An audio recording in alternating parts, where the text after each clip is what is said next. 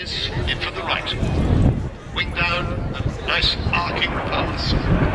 Massage à l'anglaise. Very elegant.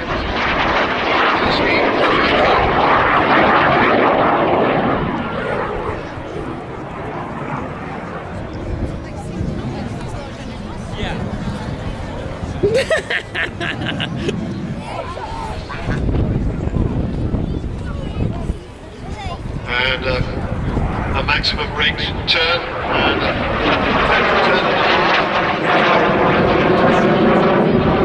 just go all the way around the turn and then disappear out on the 45-degree away line off to our right. So the RAF decided they were doing better with the all-jet training, and only 11 JP1s were built. And from this trial they made the JP3, which is what this one is, ultimately ordered for the Royal Air Force, and the RAF became the first air arm to go for all-through jet training.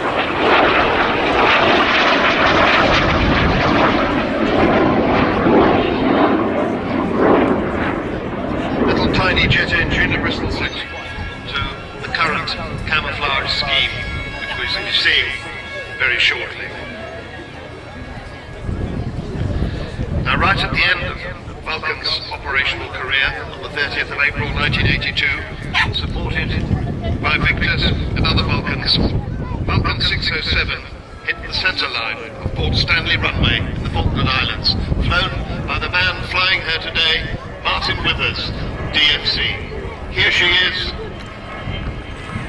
the wonderful Avro Vulcan.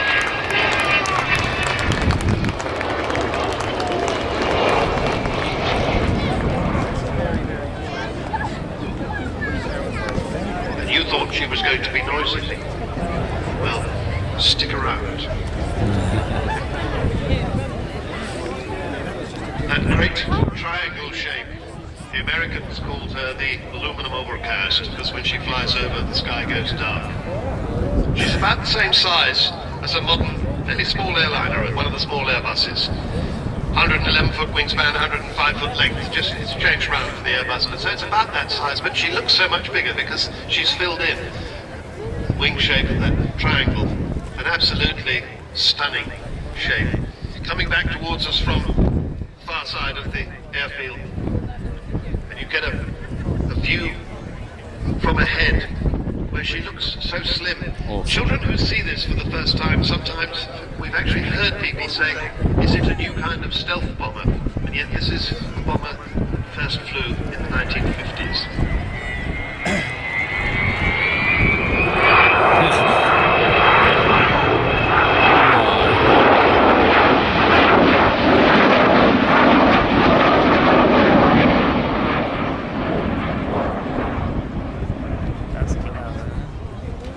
Awesome, isn't it?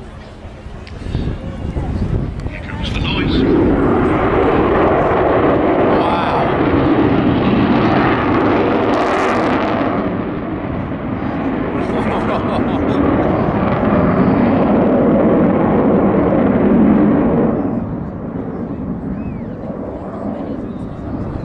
That's the sound of 4 Rolls-Royce Bristol Olympus 202 two-shaft turbojets, 16,500 pounds of static thrust each. Not quite powerful enough, or new enough really, for this to be a supersonic aircraft. She was high subsonic.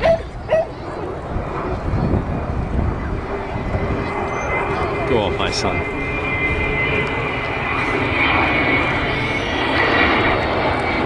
Bomb doors open.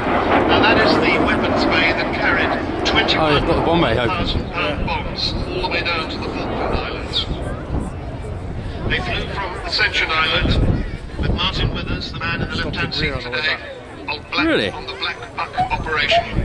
And from these 21 1,000-pound bombs, bear in mind, these are just wartime bombs, no guidance or anything like that. They managed to hit Port Stanley runway with 2 of them, one in the centre and one on the edge. They made the runway unusable for Argentine fast jet.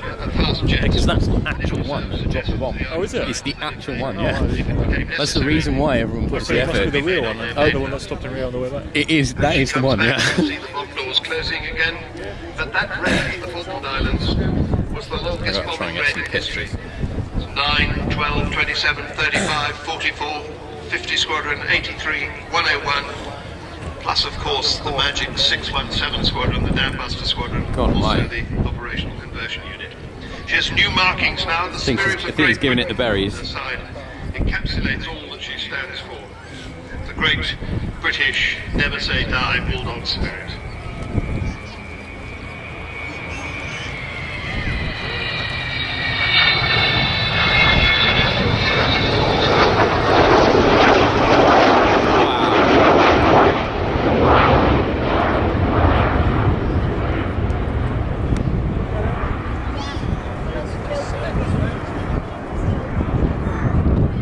As well as Martin Withers on board today, co-captain in the right-hand seat, Kev Rumins, who was a Tornado GR4 pilot and is now flies Airbus A340s for Virgin.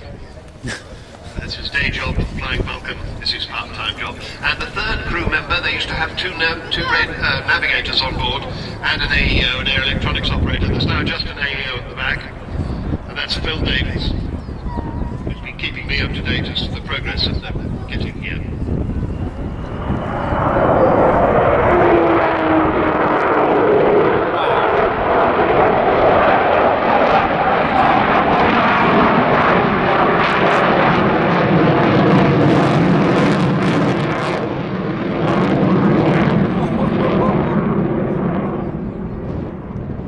Well, that sound you heard Holy is crows. Rolls-Royce Olympus engine spooled up. It's the famous Vulcan howl. You don't always hear it, but you can tell your grandchildren you've heard the Vulcan howl.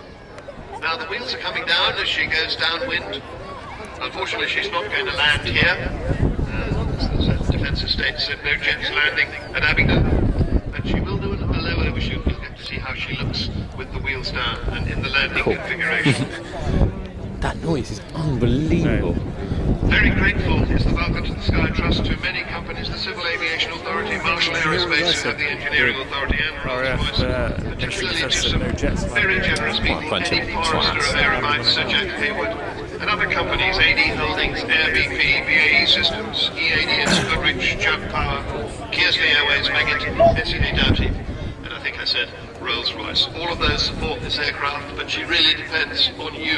She depends on all of us. She needs £200,000 by the end of the month to keep going.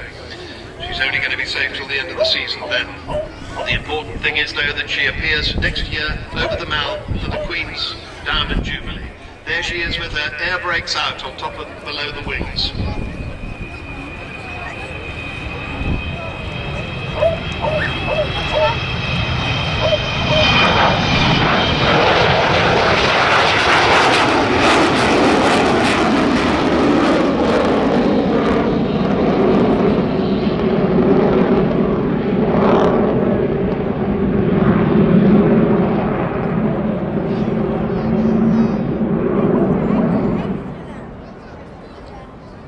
Phil Davis, the air electronics officer in the back of the aircraft. As I say, he's keeping me in touch with what's going on. He works for Selex Galileo. He wanted me to mention that because they give him time off to go fly with the Vulcan.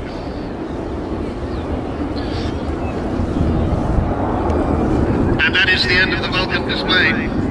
She's heading back to Robin Hood, Sheffield, Lobster, Amazing. Whittingley, call it what you like. And also, she's going via Waddington, where they're having a 44 Squadron reunion, one of the